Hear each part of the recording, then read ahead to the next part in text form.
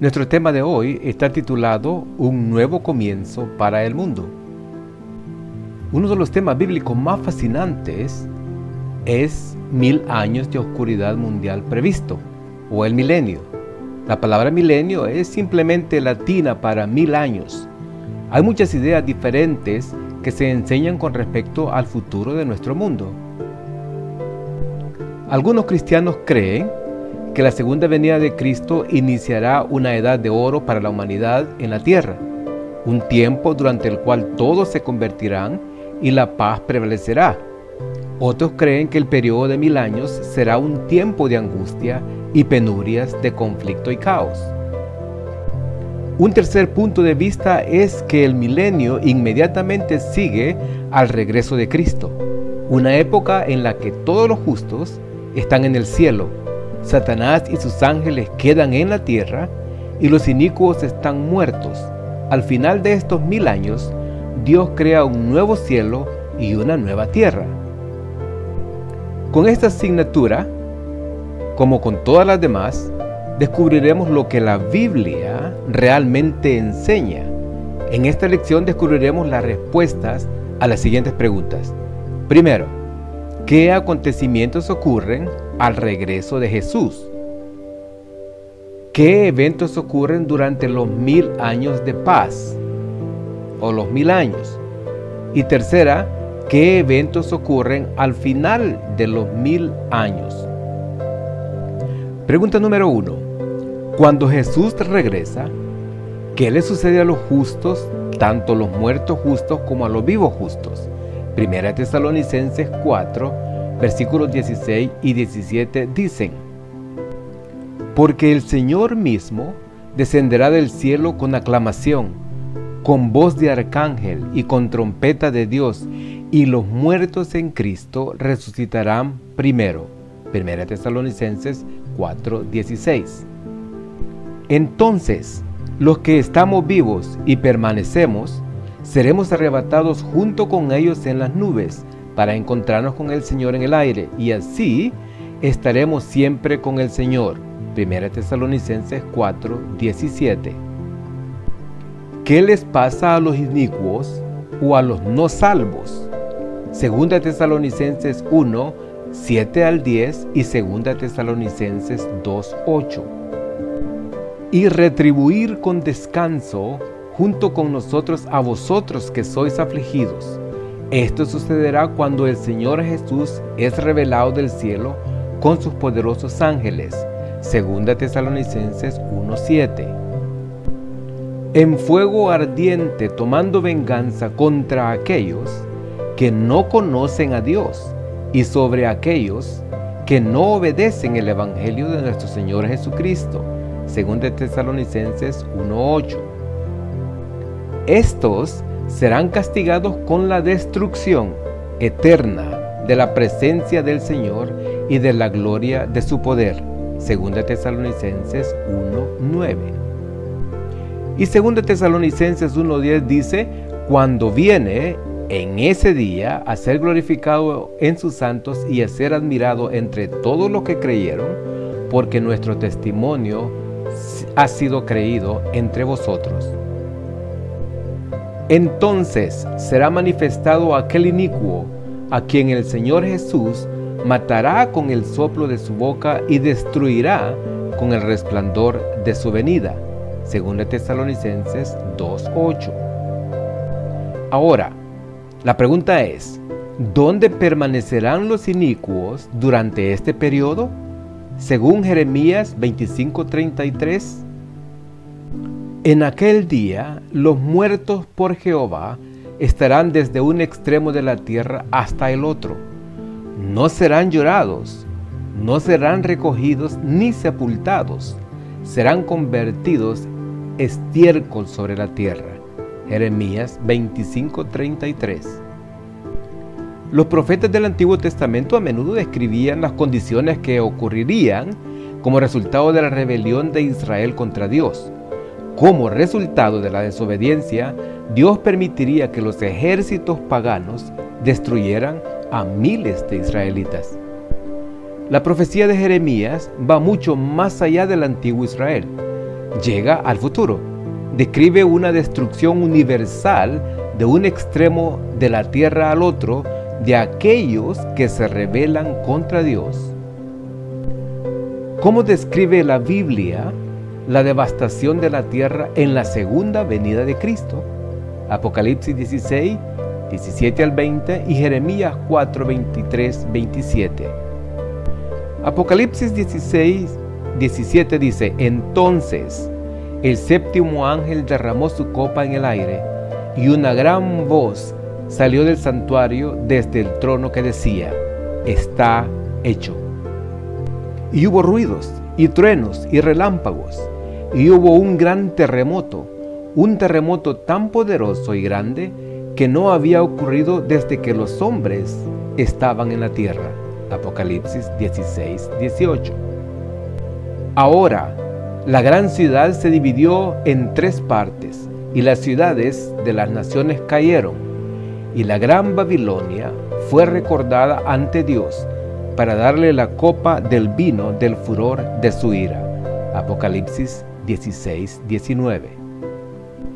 Entonces todas las islas huyeron y las montañas no fueron encontradas. Apocalipsis 16, 20. Y Jeremías 4, 23 nos explica: Miré la tierra, y he aquí que estaba asolada y vacía, y los cielos no había en ellos luz. Jeremías 4, 23.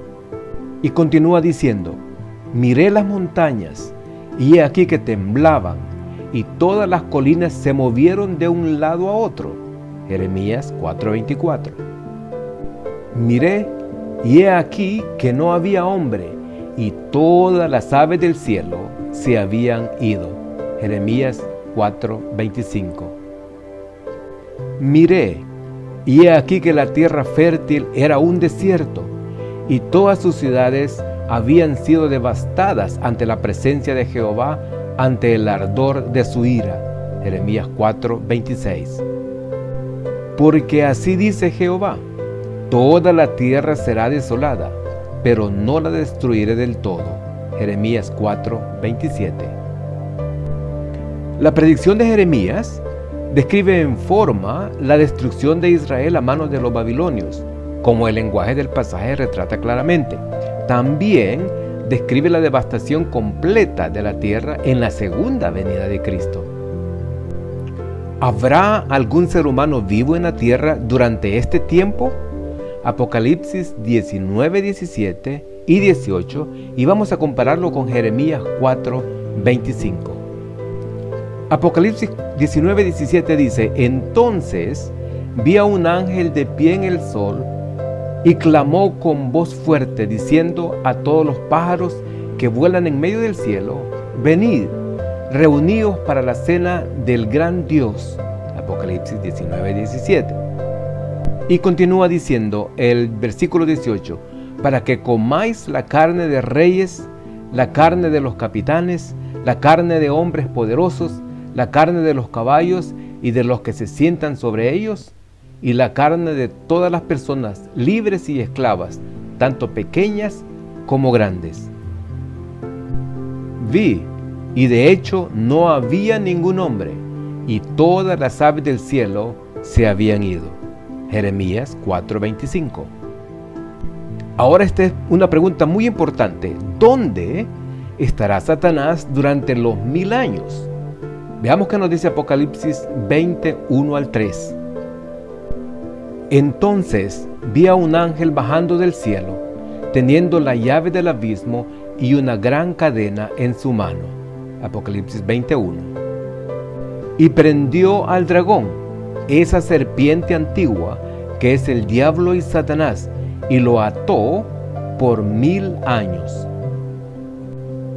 Y lo arrojó al abismo, y lo encerró, y le puso un sello para que no engañara más a las naciones, hasta que se hayan terminado los 1000 años. Pero después de estas cosas, debe ser liberado por un tiempo. Apocalipsis 23. Ahora veamos esto que es muy importante. El término pozo sin fondo tiene un significado idéntico a la descripción sin forma y vacío. de Jeremías 4:23, también paralelas a la descripción del mundo en la creación, un lugar de desolación y oscuridad. Estos paralelismos muestran claramente que Satanás está atado en la tierra, incapaz de tentar a nadie. La Biblia usa el término cadenas, no como cadenas literales, sino como cadenas de oscuridad. Podríamos revisar el versículo 2, 4 y el capítulo 2 de 2 Pedro, pero vamos a continuar adelante con nuestras preguntas y nuestras respuestas a esto. ¿Dónde prometió Jesús llevar a sus seguidores a su regreso? De acuerdo con Juan 14 del 1 al 3. El Señor les dijo: no se turbe vuestro corazón, creéis en Dios, creed también en mí. En la casa de mi Padre muchas moradas hay. Si así no fuera, yo os lo hubiera dicho. Voy pues a preparar lugar para vosotros. Y si me fuere y os preparare lugar, vendré otra vez y os tomaré a mí mismo, para que donde yo estoy, vosotros también estéis. ¿Cómo describe Apocalipsis 24 a los justos? ¿Qué están haciendo? Y vamos a ver también 1 Corintios 6 del 1 al 3. Apocalipsis 24 dice: y vi tronos, y se sentaron sobre ellos, y el juicio fue cometido hacia ellos. Y vi las almas de aquellos que habían sido decapitados por su testimonio o por el testimonio de Jesús y por la palabra de Dios, que no habían adorado a la bestia y su imagen, y no habían recibido su marca en sus frentes o en sus manos, y vivieron y reinaron con Cristo 1000 años. Apocalipsis 24. Durante el milenio, los justos tienen la oportunidad de observar de primera mano la justicia y el amor de Dios al lidiar con él, o sea, con el problema del pecado, de una manera nueva, más contundente que nunca. Comprenden sus poderosos intentos de salvar a todas las personas. Se dan cuenta de nuevo que de todos los que están perdidos, o todos los que están perdidos se pierden debido a su propio rechazo personal de los llamamientos de Cristo. Ahora, pregunta importante también: ¿cuántas resurrecciones describe la Biblia? De acuerdo con Juan 5, 28 y 29. No te maravilles con esto, porque viene la hora en la que todos los que están en las tumbas oirán su voz. Juan 5, 28. Y salen los que han hecho el bien a la resurrección de la vida, y los que han hecho el mal a la resurrección de la condenación. Juan 5, 29. ¿Los inicuos resucitan al mismo tiempo que los justos? ¿Cuándo reciben su recompensa final? Apocalipsis 25. Pero el resto de los muertos no volvió a vivir hasta que se terminaron los 1000 años.